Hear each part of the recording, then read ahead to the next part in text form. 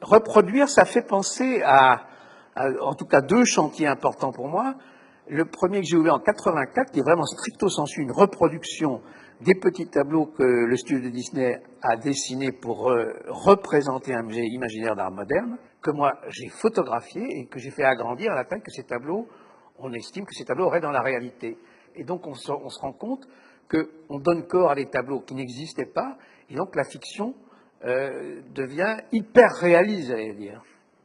Et alors, pour les sculptures qui sont dans cette bande dessinée, j'ai bénéficié aussi des progrès de la technologie. Avec un logiciel 3 dimensions, on a pu interpréter et reproduire ces petites sculptures en leur donnant une taille aussi qu'on estime qu'elles auraient dans la réalité. Et donc, en fond, aussi des sculptures devant nous qui, réellement, la reproduction de sculptures qui n'existaient pas. Et l'autre versant de reproduire, ça c'est une série beaucoup plus récente, où j'ai peint des tableaux qui sont au bord de nos routes, des autoroutes, qui sont faits en général par le studio Widmer, qui sont faits par les graphistes, qui représentent des sites. Alors c'est la montagne Sainte-Victoire, c'est Vézelay, etc. Et donc c'est une illustration de ce que je dirais le mot pittoresque. Pittoresque, ça veut dire digne d'être peint.